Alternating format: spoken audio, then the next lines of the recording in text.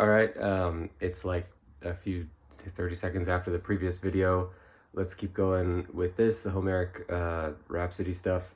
We're currently in what we know as book 7, and Ares, at least in my version, it's Ares. I can't remember if it's supposed to be Apollo or not, but Ares in this one has come down to try and convince Athena to stop the fighting for the day. So here we go. I almost hit the off button as if it was like me starting it. Okay, here we go.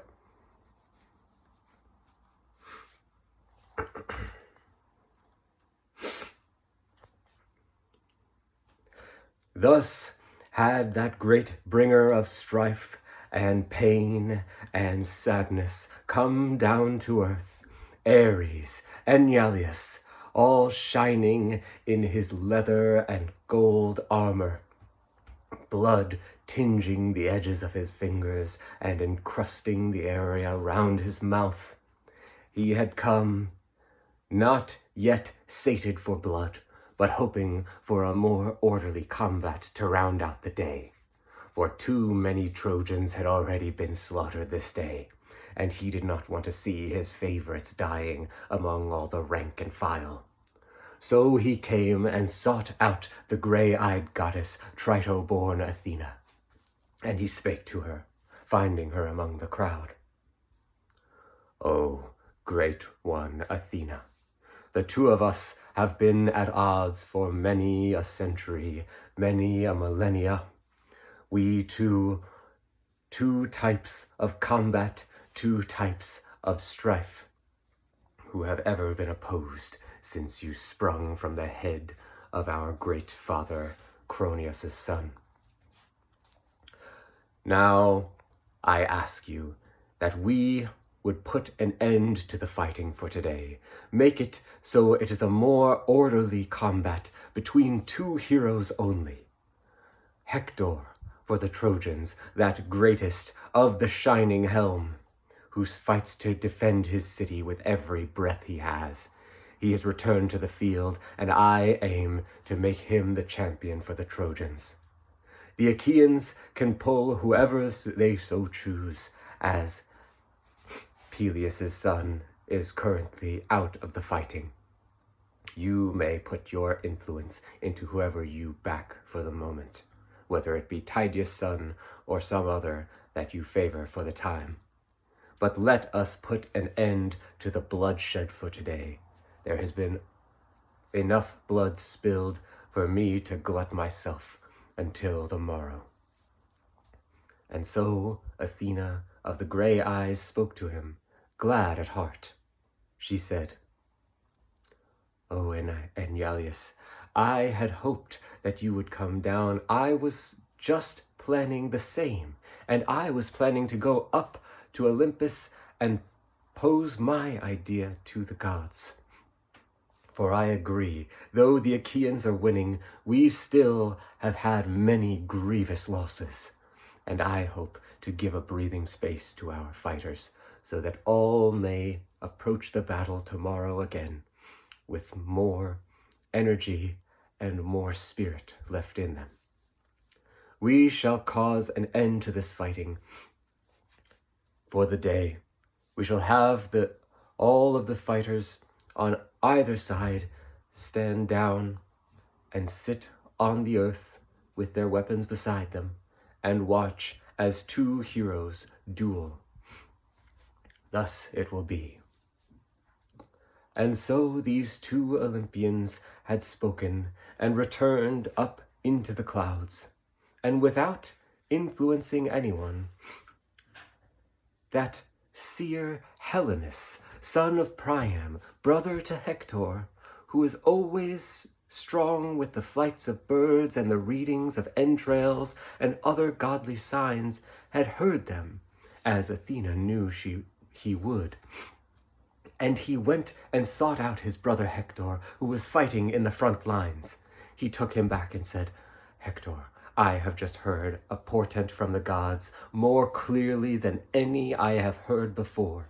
For no flight of birds or reading of signs was this, but the voices of the gods and goddesses themselves.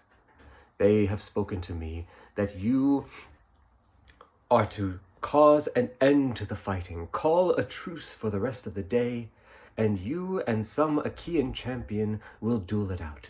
Do not worry, your day has not come, for they did not say as much, but they have implied that no more bloodshed will be spilled for this day. And again, your hour that has been fated is not yet nigh. Thus, encouraged, Hector was glad to bring such a relief to all of his men. And so he took up his spear in the middle, standing and walking out into the center of the battlefield among all the spears and arrows and slings, and none touched him, for he had the God-given protection that came from those of Olympus of both sides that wanted to ensure this truce for the rest of the day. And so Agamemnon, seeing thus, called a halt to all of his men and all of his fighters, and thus did Hector do the same. And he spoke, "O ye Achaeans, we have fought enough for this day. Let us bring an end to the ghastly slaughter, and we shall have instead a fight among heroes to close out Helios's chariot course, and allow the sun to go down on a day of intense fighting with a close of such valor as we can bring. Yea, choose a hero among your men, whoever you think can stand up to me, and I will face him. If he is able to cut my flesh and cut me down, I ask only that you, though taking my arms, will return my body to the city of Troy, that I may be given all proper dues and funeral rites, and all the women and men of Troy may properly lament me. You, in this case, may take my armor and treasure it among your men. And if I should be lucky enough to be granted by the gods that I cut down your man, then I will do the same for him, even giving his armor as a prize, that I will allow not to give to the Achaeans, but will post up upon a burial mound near the ocean, so that all men passing in a future age may say, there was the spot where some brave Achaean fought against Hector, and was killed valiantly by that prince of Troy. And thus will my fame never die among all the men who live and eat the grain of Demeter upon this earth." Thus did Hector speak, and all the Achaeans stood silent, none wanting to face and challenge this man who had just put into their minds the thought of such defeat as was most likely to occur.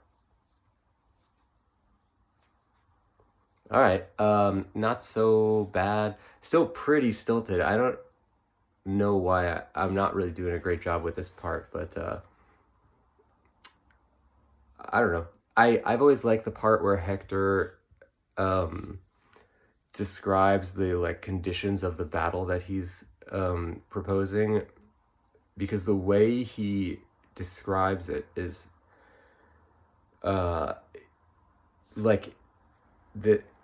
he ends it on a note that would strike fear into the hearts of the people who he's challenging, which I think is a pretty interesting cadence, because he at first is describing what would happen if he is killed, and that they would take his stuff and they would, honor it or whatever, and then he ends it on the note of taking more time to describe what would happen if he kills the guy, and they would raise up a funeral pyre for him, and then everybody would see and honor him forever, and his fame would never fade from the earth.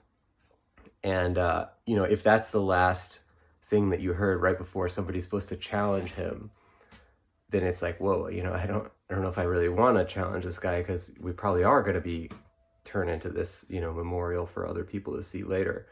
And so I tried to add a little bit of that. I've been rushing through most things in these last few episodes, though, so I got to slow down and let these moments speak for themselves a little bit. But I got that in there at least, and I don't know.